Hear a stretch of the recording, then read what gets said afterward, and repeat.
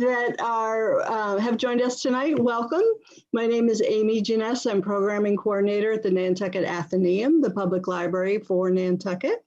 And we're so glad to have you with us tonight for this panel discussion, the Stone Cold Crime Writer Collective. I don't know what you guys call yourself, a group of crime writers. And so I'm just going to introduce them and let them take it away. So, and I should let you know that Julia Spencer-Fleming had originally been scheduled to join us this evening and she wasn't able to make it. So we have 3 Stone Cold crime writers with us. Archer Mayer writes the acclaimed Joe Gunther series. His 31st book, The Orphan's Guilt, just came out a couple of weeks ago. Paula Munier creates the Mercy Carr series. The Borrowing of Bones and Blind Search are part of that series, which features an Afghan war veteran and her dog who have returned home to Vermont to recover from PTSD. And Sarah Stewart Taylor is the author of the Sweeney St. George mystery series, as well as a new series featuring Long Island detective Maggie D'Arcy in the Mountains Wild. So I'm going to stop there and let them tell you all about it. And I will say, if you look at the bottom of your screen, one of the icons says Q&A. So as we go along, if you think of a question, please type it into the Q&A and we'll come to it at the end of the session and answer all your questions. So that's it for me. Take it away. Well, I drew the short straw, even though I said, well, that's going to make me look like a typical pushy male. But here I am, the poster boy pushy male. So The Orphan's Guilt is indeed number 31 in what I proudly proclaim an interminable series of books. And if 31 doesn't prove that, then I don't know what to do next. Well, actually, I do know what to do next. I just finished number 32, so there. See you next fall. That one's called Marked Man, and I should be editing it right now, except I like to goof off like most writers, so I'm spending that hour with y'all, as my Texas-dwelling son might say.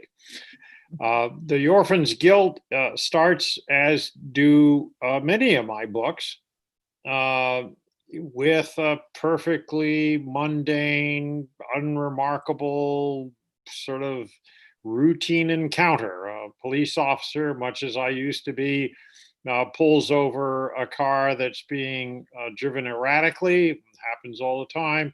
And he follows the trooper who pulls this guy over, whose name is John Rust, pulls Mr. Rust over and discovers he's inebriated, puts him through a field sobriety test, arrests him, takes him to the barracks, and processes him. This is all textbook stuff. You looked up in a how-to, patrol procedures book. This is what you'd find. But based on my own experience in these things, life easygoing. You get conversational. There's no animosity, as you see so often in all these movies and TV shows. This is should be a pleasant encounter, and indeed it is a pleasant encounter between 2 grown-ups who sort of know what their jobs are. The drunk knows that he's a drunk, and the cop knows he's a cop, and it's not taken personally. And indeed, they sort of wax slightly philosophical in one another's presence. However, being a semi-professional drunk, unfortunately, this isn't the first time John Rust has been pulled over, and he rapidly sort of comes out of his fog enough to hire a lawyer to see if he can maintain some degree of liberty, because after a while, even Vermont gets a little ticked off at drunk drivers if they misbehave too many times. And he wants to stay out of jail, and he also wants to keep a driver's license because, as it turns out, he has things to do. But we don't know what those things are, because shortly after hiring his lawyer, and the lawyer hiring a private eye, who is another one of the late borning regular characters in this series, a woman named Sally Kravitz. Uh, John Rust disappears. And I thought it would be amusing to structure a book whereby at the very beginning you see this guy who has all the earmarks. He may be pleasant and a good conversationalist, but he's got all the makings of a suspicious dude, because after all, he's a drunk driver. But then he vanishes, which is even more suspicious. And then they do background into why he was drunk at the time, which brings up the fact that his brother just died and is apparently natural causes. And then they look at him and they go, maybe they weren't so natural after all. So now it's a homicide, investigation. So Joe Gunther comes in now. So a growing cast of characters rapidly comes on board to go into an ever more complex plot. And in the middle of it all, John Rust is nowhere to be found. And I did that quite on purpose because usually you either reveal this cat out of the bag at the very tail end, or you play this cat and mouse game throughout the entirety of the book. Well, instead, I just thought I'd just give this guy a break. So there he is on page 10, and there he reappears on page 300. But in between, in the void, that allows everybody on God's earth to think, well, since he's not here, let's accuse him of this, or let's be suspicious about that. So I sort of had some fun in the process of delicately unfolding this ever more complex tale that goes back 28 years also. So there's a trip down memory row as well. That's it. I'll shut up. So I'm Sarah, and my new book is The Mountains Wild. It's the first in a new series. And The Mountains Wild really came out of my my passion for Ireland. And it's sort of very loosely inspired by an actual very tragic case that I came to know about when I was living in Dublin, Ireland in the mid-90s. There was a young American woman who disappeared in the Dublin Mountains. And to this day, this was in 1993, to this day, there's no trace of her. She hasn't been found. And I was living there at that time, and people mentioned the case to me all the time. I think she was from Long Island, and I had grown up on Long Island. And it was one of those, I thought about her, and I thought about her family for many, many years, and sort of finally figured out how to create something completely fictional out of, some of the sort of very basic details of that case. And so The Mountains Wild unfolds in two time periods. In 1993, my main character, Maggie D'Arcy, is a recent college graduate. She's living on Long Island and working at her uncle's Irish bar. And they get a phone call that her cousin Erin, who Maggie is close to but has a very complicated relationship with, has disappeared in the Wicklow Mountains outside of Dublin. And Maggie goes to Ireland for a bunch of reasons. She's sort of the best person to go to represent the family. And she tries to figure out what happened to Erin, but she can't. There's no trace of her. And she ultimately returns home and is forever changed by this unsolved mystery. And then 23 years later, Maggie has become a homicide detective on Long Island, and she's the divorced mother of a teenage daughter. Sorry, she's not a divorced teenage mother. And she gets another phone call that new evidence has been found in Erin's case, and she returns to Ireland to see if she can solve the case once and for all. And, this book in a lot of ways was about, as I say, it was inspired by my love of Ireland. But it was also, I think in many ways, a way for me to explore how disappearances affect those who are left behind. I was really interested in this question of, when someone disappears, and there are no answers. How does the family deal with that? How does it change the members of the family who are left behind? And so I think that was one of the things that I really wanted to explore with Maggie in this book. All right, I'll turn it over to Paula. Well, hi, I'm Paula Munier, and I'm the author of the Mercy Carr series. The first one's A Borrowing of Bones, and the second one is Blind Search. It'll be out in paperback later this month. And what I love about this book is that it was inspired by a true story of a little boy with autism who got lost in the Vermont woods. And he was rescued safe and sound by search and rescue personnel, as well as search and rescue canines. And I thought, as a mystery writer, I thought, oh, what if a little boy who with autism got lost in the woods and witnessed a murder? Then my heroine, Mercy Carr, and her bomb-sniffing dog, Elvis, would have to team up with the local game warden and his search and rescue dog, and they'd have to find the boy. They'd have to keep him safe while they, captured the murderer. So that was the inspiration for the story. And I got a real kick out of it. I also found out that when people go missing, you hear about hikers going missing and campers going missing and hunters going missing, but the people most likely to get lost in the woods are people with autism, children with autism particularly, and elderly people with dementia. And one of the reasons you need canines to search for them is because when they get lost, they get scared and they hide, and they don't answer when they hear their name called. They won't answer. So it doesn't matter if they're not answering or they're hiding, if the dogs can find them. So that's what I love about writing the series, is I get to work with all these dogs and write about all these dogs. The inspiration for the series itself came when I did a fundraiser for Mission Canine Rescue, which is a wonderful organization that rescues our military working dogs, the ones who've been abandoned. Because even though the Army does a fairly good job of repatriating dogs with their handlers after their service is over, the defense contractor dogs often end up in kill shelters, and they need rescuing, and they need someone to match them up with forever homes.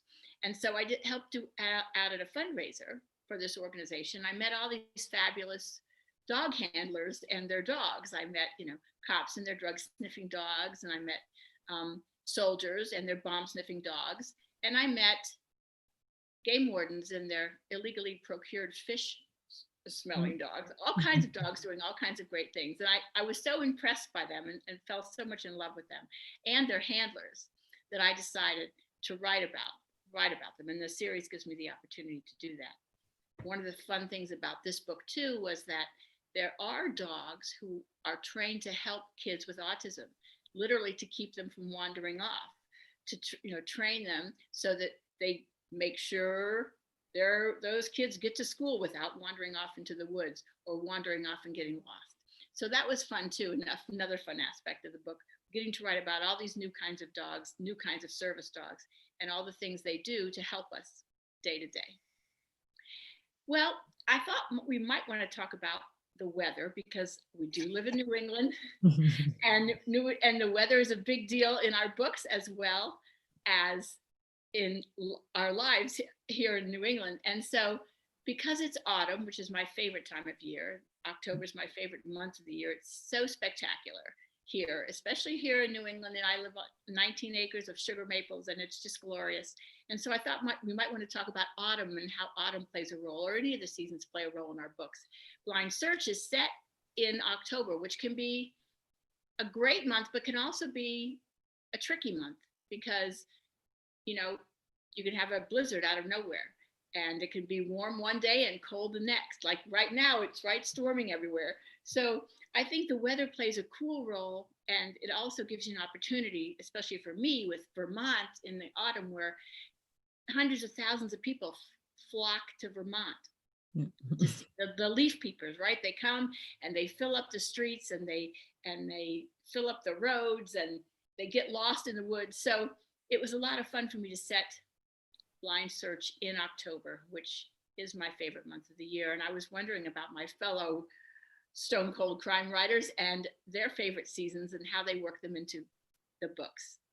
Archer?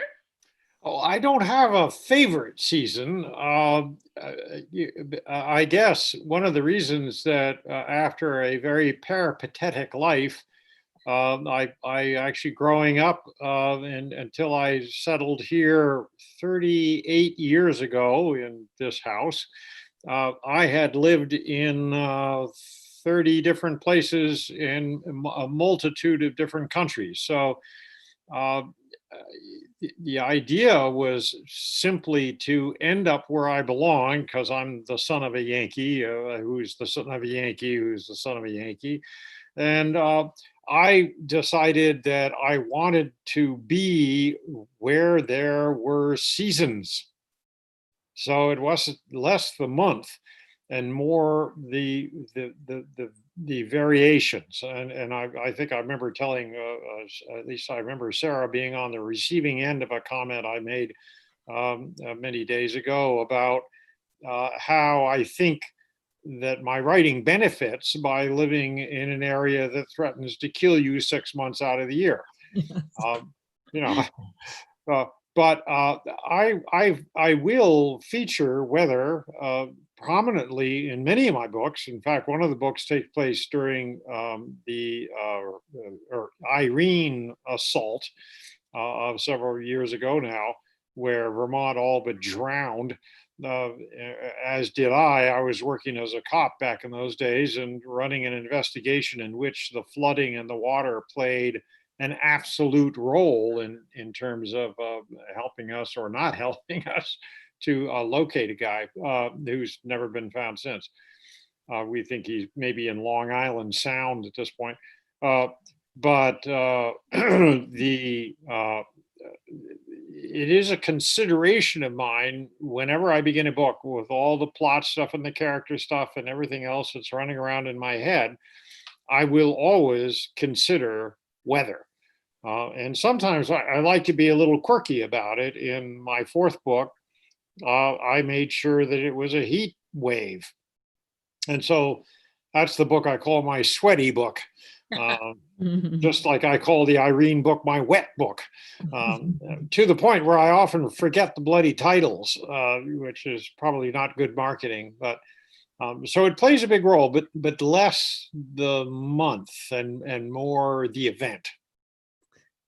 Interesting.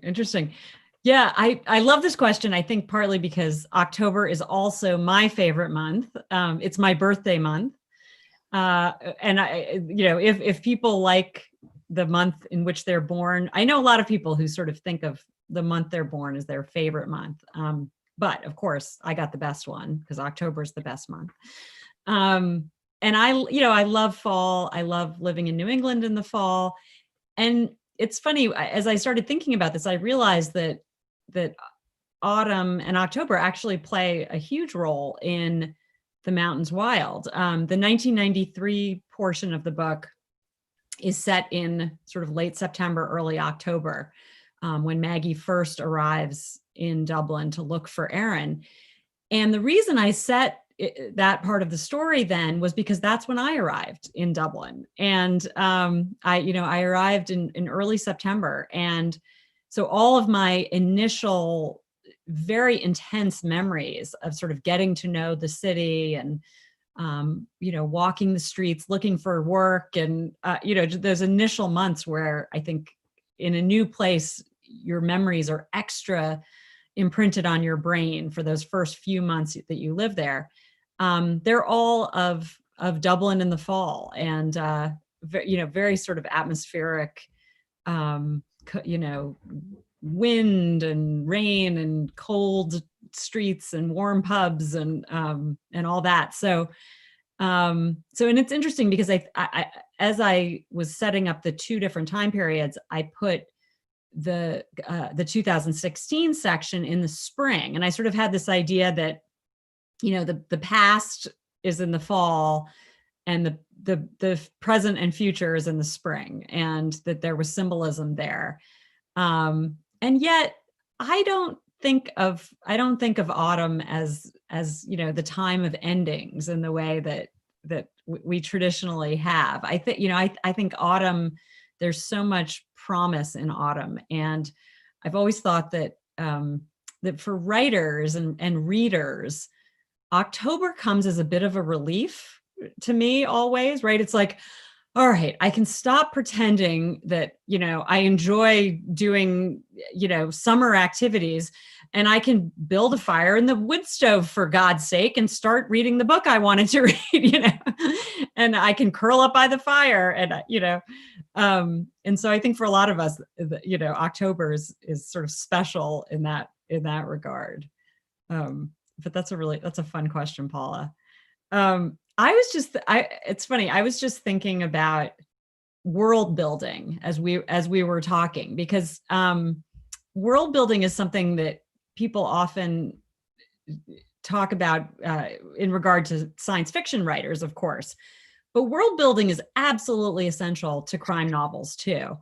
And I'm curious about how you both approach kind of creating the worlds of your novels, whether it's the towns that the characters live in, the states that the characters live in, the other people who populate the character's world. How do you approach that?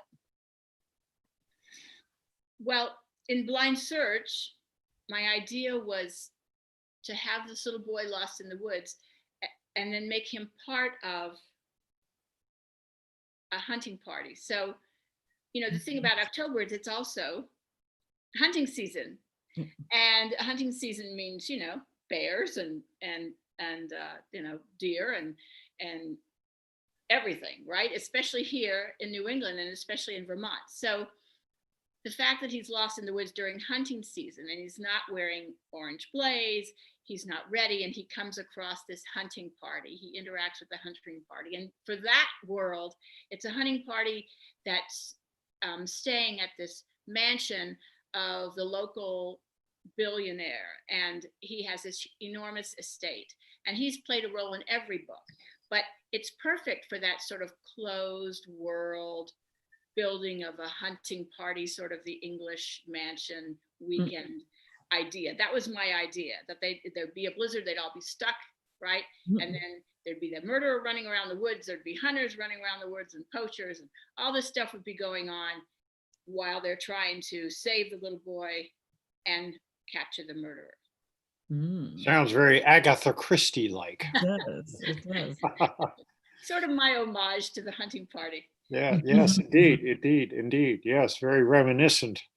Of course, typically I turn all that upside down and backwards. My world is humanistic. It's the characters. Yes, there's Brattleboro. Yes, there's Vermont. Yes, there's northern New England. But yes, that environment plays a character role. But to Sarah's larger view of a world, my world is filled with people. And it's how they interact, how they stand on the ground, how they represent themselves as separate personalities. And I'm very big on their having their own identities. And that becomes my world. My world, incidentally, is becoming increasingly crowded because, like all of our worlds, I wanted my characters to evolve. It would not be Travis McGee, always on the busted flush, always drinking out of the same mostly empty bottle of scotch, and always saying goodbye to Margie, whatever her name was, the blonde of the night. You just read so many of those and you go, Mother of God, is there no progression that ever takes place? I mean, I can understand a character not aging, mine don't particularly, but there must be a recognition of some evolutionary function or progression. And as such, I now have had characters who've been around long enough that their children are beginning to come into these books as regular characters. And so this becomes a bit of a conundrum for me, because if I'm going to make one choice where my elders are not going to age, but the youngsters are going to come in, my bus is getting pretty full.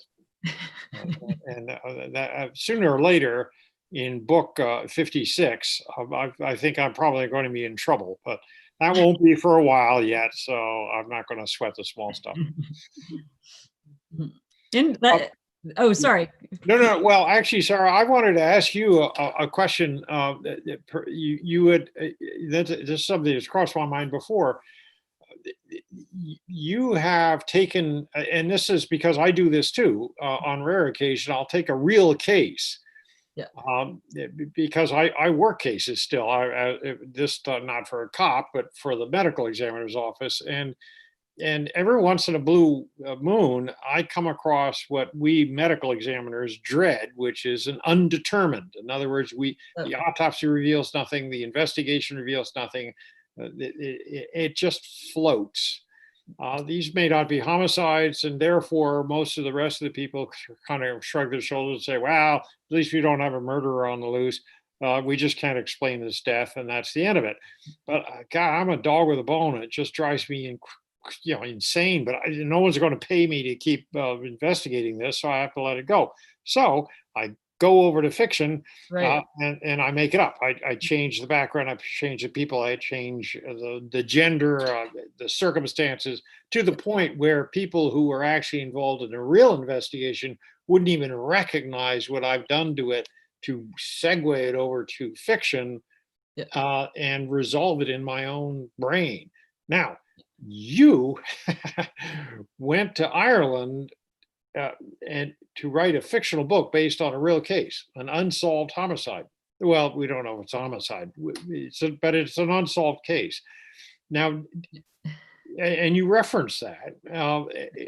What I'm curious about is, would people in Ireland read your book and understand, oh yeah, she's taken a page from this old homicide? And how do you think that affects the survivors? And did you interview them and spend time with them and find out?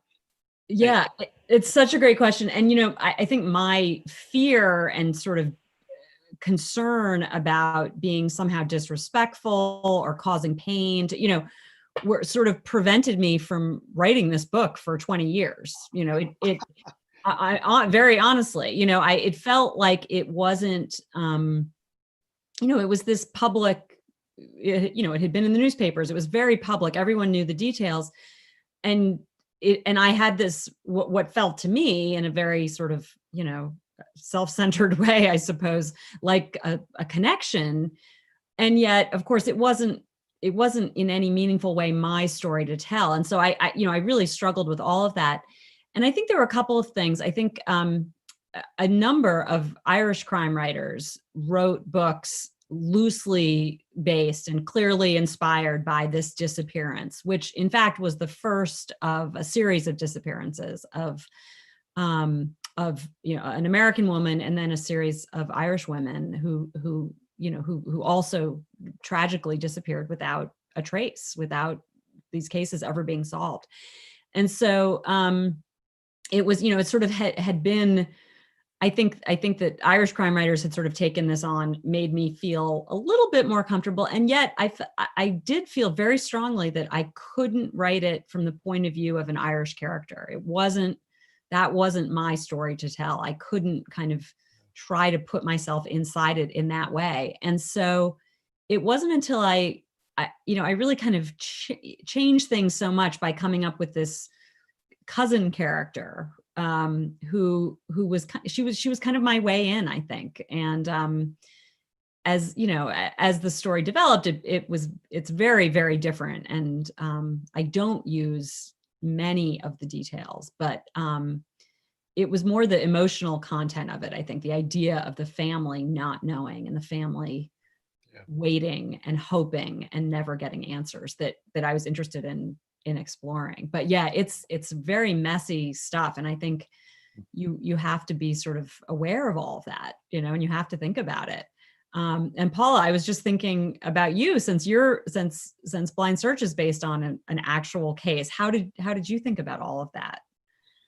Well, for me, it was a little easier because, it has a happy ending. Right. The boy is found and it's safe and secure.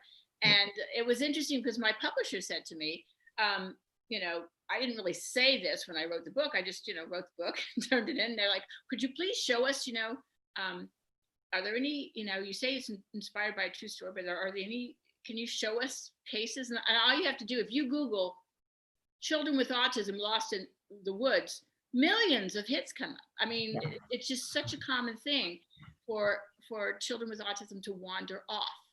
And just like it's a very common thing for elderly people with dementia to wander off. So that made me feel a little more secure, right? We also have between my friends and my family, we're fairly familiar with kids and adults, on the spectrum. So that was easy. That was good for me because I really wanted to write about one of these characters, about a child with autism, because I have such sympathy and empathy and compassion for the children and their parents.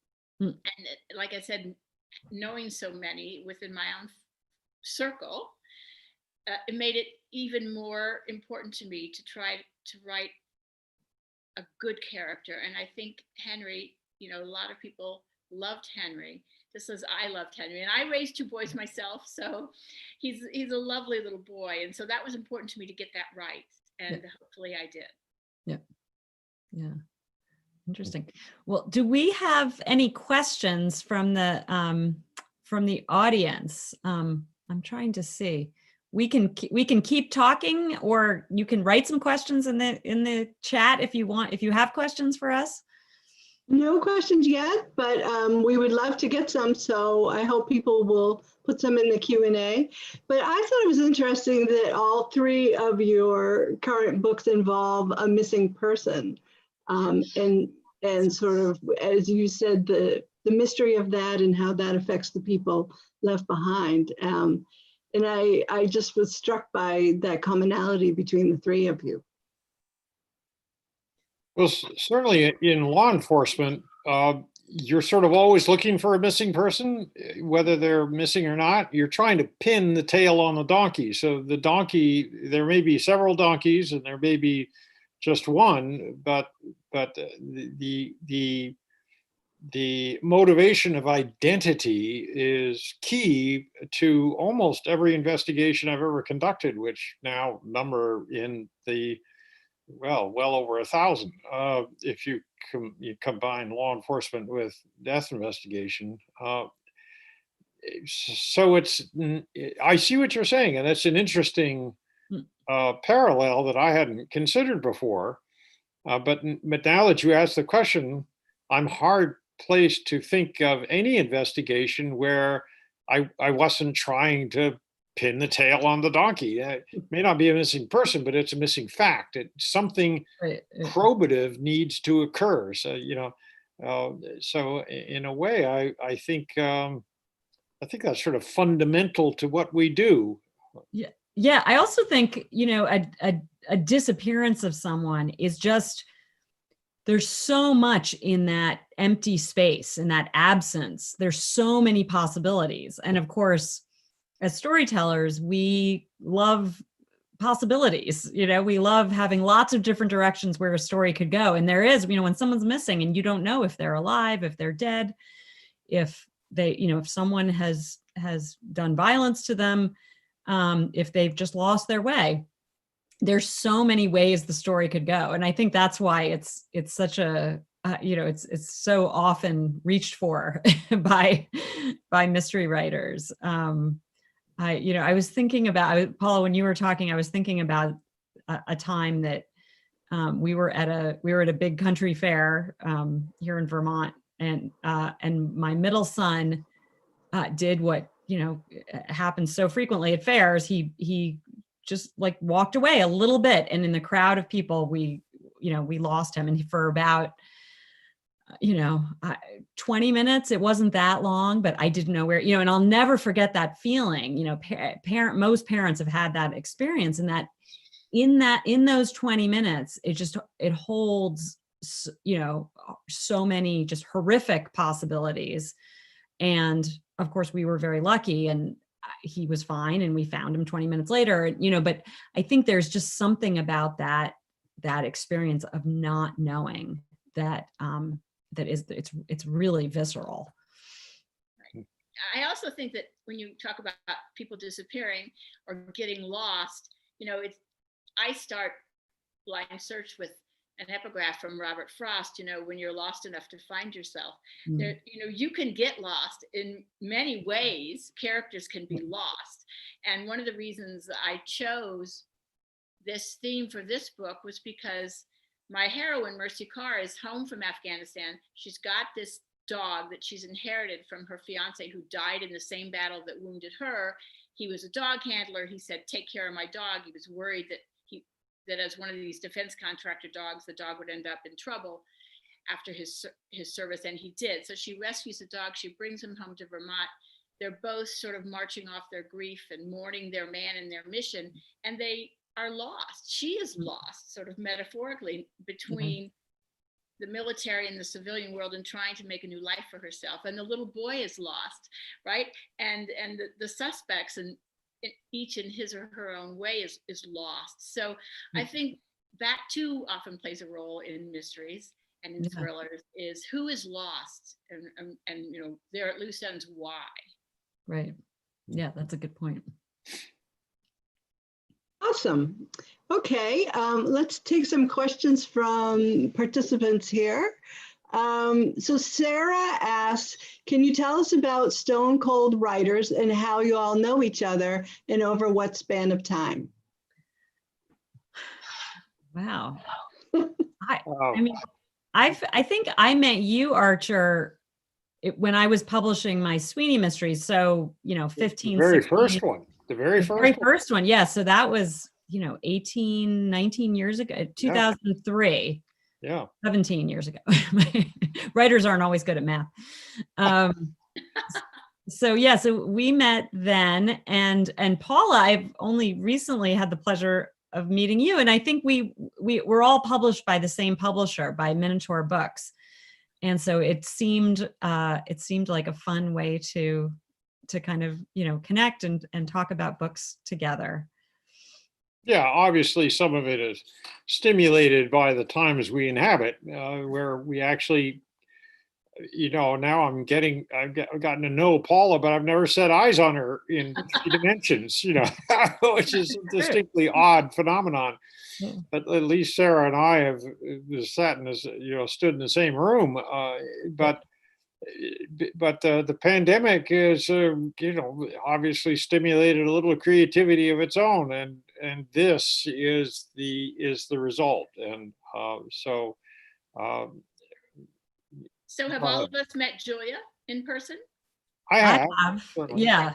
So we all know Julia. We've all known Julia for years, right? So she's sort of the the fulcrum of the wheel in terms of our relationship with each other. But also I think that, New England mystery writers and New England writers in general tend to be pretty supportive of one another.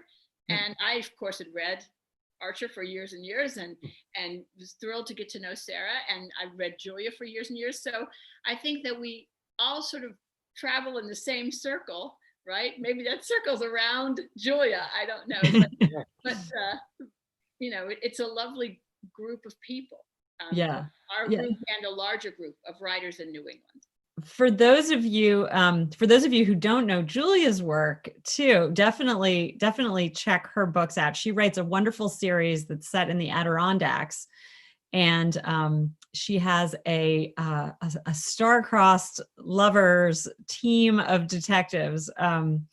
Episcopal priest Clare Fergusson, who is also a military veteran, and the town police chief, Russ Van Alstyne. And they just, in the first book in her series, Claire arrives in town as the new priest, the woman priest, the somewhat radical woman priest. And here's Russ, who's the married, sort of conservative town police chief, and sparks fly, and the series unfolds from there. So if you haven't read her books, I would really recommend it. Okay. And Kathleen asks, what part of Vermont are Paula's books set in? And I think I would just expand that question and note that I know, Sarah, your latest book is set in Ireland, but your previous books are set in Vermont. And so it's interesting that all 3 of you use Vermont as your place, your setting. And I'm just wondering what attracts you to the Green Mountain State. Well, actually, my Sweeney St. George mysteries, the first one was set in Vermont. The second one was in Concord, Mass. Right? No, the second one was in Boston. The second one was in Concord, Mass. The third one was in Newport, Rhode Island, and the fourth one was in Boston. It's been a while. And it's funny, the Vermont setting was actually a bit of a, I was trying to mask where the book was actually supposed to be set, because it was, the book is set in a fictional artist colony that's very directly based on the Cornish Arts Colony in Cornish, New Hampshire, where I had a family connection, and my great grandmother was a member of the Cornish Arts Colony, and my parents still live, close to where she lived, and but I wanted a little distance from it, and so I put it over the river in Vermont and gave it a fictional name. So I haven't actually set a book yet in a real Vermont location, despite the fact that I live here. Well, of course, I do that all the time. Right. Yeah. I keep expecting doors to be closed and chambers of commerce to declare me persona non grata, but it has yet to occur. So obviously we're gluttons for punishment in the state, which may go around to answering the question why I live here. Yeah. I used to joke that I was in 1980 or late 1979, I was unemployed, had no prospects, had no real abilities that I knew of. And therefore, I naturally came to Vermont because everybody would embrace me as a kindred spirit. How'd that work out? Precisely. So it was, but to me, of course, all things are sort of basically sociological, as you probably have gathered by now. And in large part, I came to Vermont in part because I was sick and tired of traveling around. I was also a little exhausted about sounding funny wherever I was. And although I don't sound like a Vermonter, I am at ease in Vermont. I have no Vermont roots. I'm not a native. I don't have any family members here. I don't have any background. But in compensation, Vermont has made me its home, and that means a lot to a road bum. If a community just totally opens its arms. And I've joined everything you can think of, fire departments and EMT and ambulance services and the local hospital and blah, blah, blah. And in every instance, it's been, yeah, come on board. What can you do to help us out? So it's very, very much that kind of state. And those are the kinds of people I wanted to write about. Plus the other standard one-liner I use is there are only 12 people in Vermont. And if you are going to approach a subject sociologically, you want to know everybody. So very quickly, I got to know everyone from the governor of the state to the guy who lives under my local bridge. And that allows me access to this entire spectrum of humanity. And of course, that's what I write about. So it's a pretty natural fit. And it's funny how often you look over your shoulder and you think, well, given maturation and the passage of time, I might have tweaked this, and maybe I'll do this slightly differently in my second coming. But not so in my case. This was right. Life filled with mistakes. This was spot on. Well, I just chose Vermont because it's my happy place. Like Archer, I was a military brat. I lived all over the world. And then as an adult, I lived just as many places from coast to coast. And I ended up in New England where, as it turned out, I had lots of roots, going back several hundred years. I just didn't know it. And that kind of explained maybe why I fell in love with New England. I just love New England.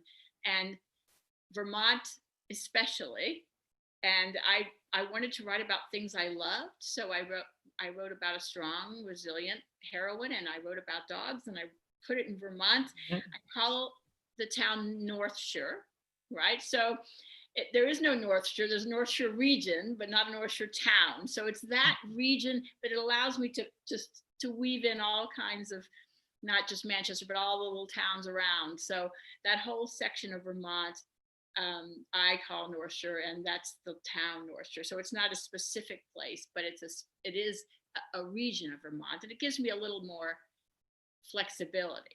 But it's a great place. It's beautiful, and I think New England is beautiful. And I like the seasons because you don't have to do anything for too long. It's kind of nice, you garden summer, it's over. You don't have to think about it. You rake some leaves, it's over. You shovel some snow, it's over. I love that it's consistent and yet unpredictable at the same time, which is a great place for a writer to live. Yeah. It makes me remember when I used to briefly live in Los Angeles, God forbid, and I would fly to New England, dropping on my parents, shovel my father's driveway, much to his complete befuddlement, and then leave. That's great. Let's see. So we have a question here from Daniel. What would you tell your younger self knowing what you do now? I think he's in reference to your writing. Oh, good question. That's interesting. I'll jump in there. Because my younger self was not a happy person. I actually am a textbook basket case who came to writing in part to put a lot of what I call my black dogs to rest, with apologies to Paula, of course. So curiously, when people have asked me over the past, for God's sake, Mayor, wake up.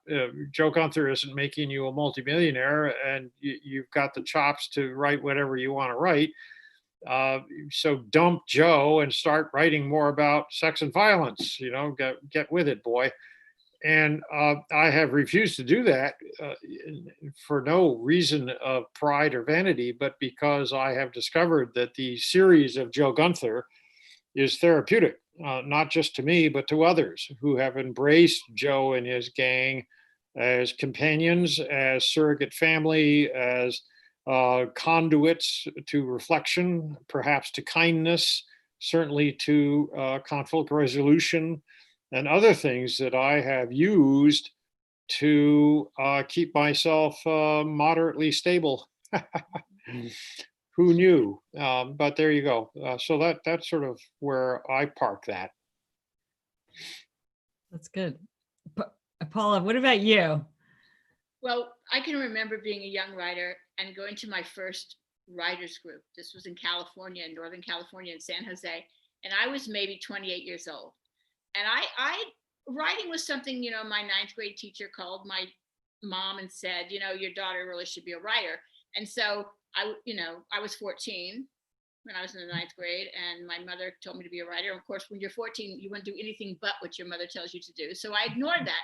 But when I got to college and I needed some extra money, I thought, I'll just write some stories for my favorite magazines and I'll, make some money, which doesn't really work that way at all. But I ended up selling the first thing I ever wrote to Cosmopolitan, which is ridiculous. It doesn't even happen, but it happened to me. So I just thought, how hard could this be?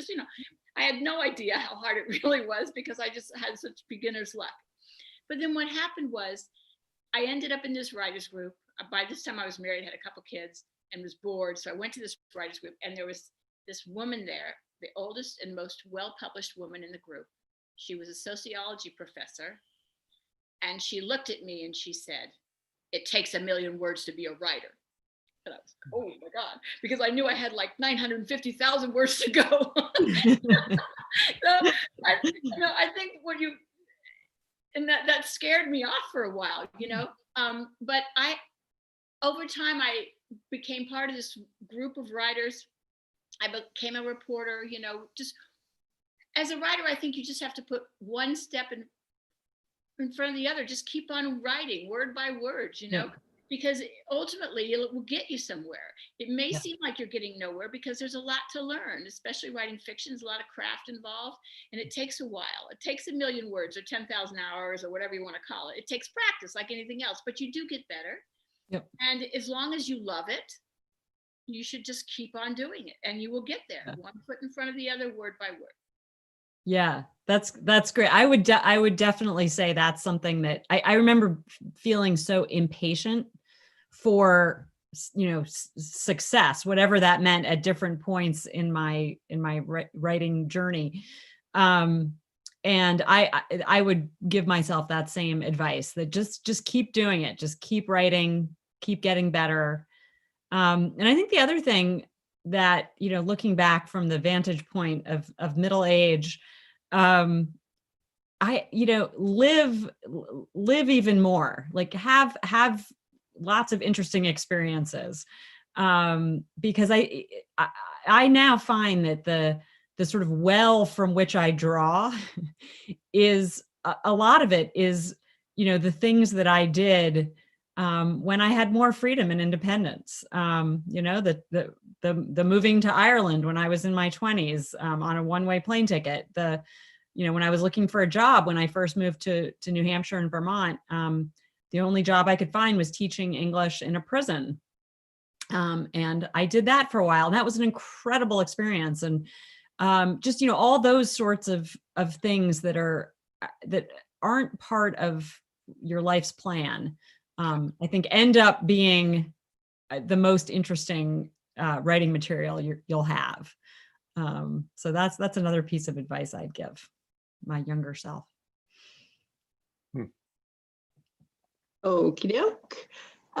Let's see. We have another question from Sarah, who says, who are some of your favorite mystery writers, past and present? Mm-hmm. Mine are all dead, but I liked Ross MacDonald was a favorite of mine. I read all his stuff, and I think that he was probably subconsciously pretty formative in my own style. Yeah. I don't write like him, but I felt his influence as I was groping for voice. Yeah. Sarah? Well, it's funny. I've been thinking a lot lately about, Agatha Christie was the first mystery writer who made me think about structure, and and I read a lot of them when I was young. And I think, the idea of crafting a mystery plot was something that was attractive to me because of my reading of Agatha Christie. And and as I got older, I read a lot of British mystery writers. And I loved P.D. James, and I loved Ruth Rendell, and then I started discovering people like Sarah Paretsky and some of the American mystery writers who were taking the genre in a new direction and writing more about private eyes and especially women private eyes. And I think all of those people, it's so hard to pick just one, but I think all of those people have been very influential. What about you, Paula? Well, I think you could start, right here with Archer and Sarah and Julia. Certainly, Julia Spencer-Fleming was the inspiration for my series. I thought, I want to write a book like that. And I think I'm an agent by day, and I always tell my clients, who do you want to be when you grow up? You should find a writer whose work you love and you like, whose career you'd like to emulate, and sort of plan along. So I was reading and loving crime fiction since the Bobbsey twins, a zillion years ago, right? Since I was little, I read everything, and my mother read mysteries, and I read everything she wrote, which was Agatha Christie and Ellery Queen and Rex Stout, everybody. I read everybody, and I continued to read everybody. But then when I got serious about my own writing, I turned to the writers who wrote the kind of stories I love to read, and the advice that you should read write what you want to read is true. So Julia Spencer-Fleming, Ellie Griffiths, Yeah. Louise Penny, Ann Cleves. These are the kind of the writers I read now, right? And love now. And you can't go wrong with any of them. And then we have a million American writers too, C.J. Box and William Kent Kruger. And there's a million, like Sarah said, Sarah Paretsky. There's so many great crime writers. It's a banquet out there. Yeah, it's true. Okay, so I think our final question, it looks kind of like a nuts and bolts kind of question. Daniel asks, what's life like behind the scenes for an author? How much time do you spend with the publisher and other business aspects of the job? Oh my God. Well, this is my full-time job. This is what I do as a profession, and which is actually somewhat unusual in the authorial realm. A lot of people, they have day jobs, or they, have other means of support. And now it's true that I have worked at other jobs, and sometimes at my peak, I had 3 full-time jobs, writer only being one of them. But the writing thing has always been the mothership, and that's been true for 40 years. So in answer to the question, the writing takes up half my time.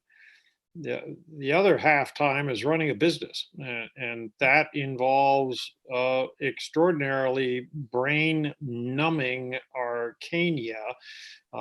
It's lacking in all the creativity and energy and fun and everything else that the other half supplies. But the business aspects is just heart-stopping. And you oftentimes have to deal with unbelievably bureaucratic thinking, pigeon-sized brains, absolute authority from completely unauthoritative people, and on and on and on. And it just never ends. I mean, I often said that the publishing business is a contradiction in terms, which is where I put things like smartphones in the same category. And it's onerous as hell, but I put a happy face on it because all these occasional morons with whom I have to deal, they hold the reins, and so I say, "Hey, baby, good to talk to you. Love the tie. Looking good." But so. Welcome to reality. It's like everything else. You talk to someone who's a high angle rescue EMT and you go, "Oh, that must be thrilling." And he says, "You have no idea how dreadful it is." I get to spend 5 minutes a day doing high angle rescue, and the rest of it is all bureaucratic nonsense. So on the grounds of all that, I shouldn't answer this question, and therefore So I find this funny, partly because Paula is also a literary agent in her day. But that's really interesting to me, because I have to say, I mean, there are parts of it that are tedious.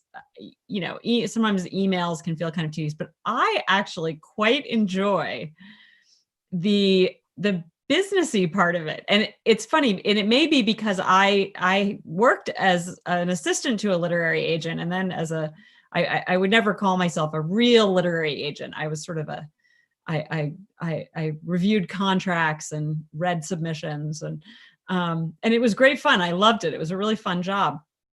And so I kind of enjoy still being in that, on the other side of the phone, so to speak. And I don't know. I mean, I love the writing, but I don't mind the rest of it too much. What about you, Paula? Well, I've been in publishing, forever, and I started off as an acquisitions editor. I was a managing editor, production on the production side, and then I became an acquisitions editor. So I've been in the business of publishing, dealing with what I'm just talking for many years, and now I'm an agent. I love being an agent. I like it much better than I loved being an acquisitions editor most of the time, But the bureaucracy, as more publishing houses became fewer, bigger publishing houses with imprint upon imprint, and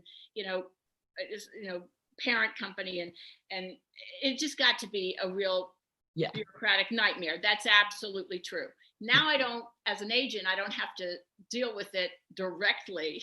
I deal with it sort of tangentially, and I get to do the part I love, which is I get to read writers. I get to help them sell their work. That's the fun part, right? And that's the part I really enjoy. I do the contracts and all that kind of stuff. I don't have to deal with a lot of the bureaucracy anymore, at least not directly. So I don't have to sit through like endless cover meetings and that sort of thing that I used to have to do. Now I fight the good fight for good covers. When they send a bad cover for me or for one of my clients, I have my own agent to fight my battles, right? But for my clients, like, oh, this cover is terrible. Let's get a better cover. I fight the good fight, but I don't have to sit through those meetings. So that I appreciate. But the business of publishing is like any other, although maybe worse. It's a very slim margin business. And like all businesses, retail businesses are in trouble right now. So, it's not an easy way. And I always tell people, people say, oh, I'm a rich and famous writer. Well, no, it doesn't work that way. You should become a writer because you love to write, and you have to write, and you need to tell stories. If you want to make money, you should become an investment banker. You should not become a writer. But you should. You try to keep in business, nevertheless. Here's the irony of everything I said. I'm my own publisher for 18 of my books. Yeah. That's the joke, is that I saw that my publishers were putting my books out of print, and I said, to hell with that. This is my livelihood that you're putting out to pasture. So give me back the goddamn rights. And I hung out a shingle as a publisher. So now I'm my own publisher, but for the new hardbacks, I'm an author published by a New York publisher. So you get these funny conversations. I get them on the phone, and they give me a one-liner, and that ought to buy him off. He's just an author. And I went, no. I'm actually one of you. So I know exactly what's going on in your mind. So we're going to have this conversation all over again. That's the part of the mind-blowing aspects of it. So it's a crazy business. And Paula's absolutely right. If your expectations are to make in excess of $12,000 a year, don't quit your day job. It's not unusual for artists not to make a lot of money, no matter what kind of artist you are. Sure. No, that's a tradition. Yeah, right, exactly. So most artists have income streams, right? As we say today, income streams. So maybe you teach, maybe you, have a day job, whatever. But you just need to find a way to pay your rent and write. Yeah. No, I think that's one of the rites of passage. I agree with you entirely, Paula. I think that's one of the things people say, oh, I don't like being a writer, blah, blah, blah. And one of it is sticky to it. Absolutely. Yeah. There's an element of faith. Yeah, that's everything. Yeah. Well, that seems like the perfect stopping point, except that, Sarah, you didn't get to show us your object. Oh, yes. Okay. So, so in a previous event that the four of us, Julia was there that night, we got this great question from the audience that I've never been asked before at any author event I've ever done. I've never been asked this question, but it was such an interesting question. The person asked, what purchases or what items have made your life as a writer easier and better? And we all had to really sort of think about that. And Paula held up this. Do you happen to have it right there, Paula? Here she goes. She held up this item that I immediately coveted, and I wished that I could reach through the screen and grab it from her. There, you see, she has this beautiful hourglass. Look at that. And she talked about how if you were feeling creatively blocked, right, you would just turn it over and say, write for the length of time it takes the sand to go through the hourglass. And so the next day I went and searched the internet and found my very own giant hourglass, and I love it. I've been using it to write, and I use it as a denial of the internet device. So I turn it over, and I can't check my email or go on the internet until it's done. And I just have to write for that entire time. It's very effective. You're on your own. You don't want us to send you one, Archer? No, very much. No, I can just see where that trend's going to end. I'll end up with 38 of them.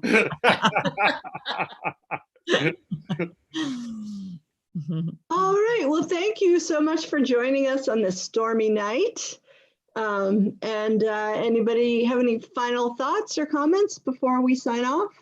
Only that you've been a wonderful host, and this has been a delightful evening, and I thank you for the opportunity. Likewise. Thank you so much to all of you who planned it and to everyone who came tonight. And hopefully maybe someday we could get you to come to the island in person. So that'd be fun. I would love that. We'll rent a rowboat, all four of us. That would be great. Fingers crossed that we can do that someday.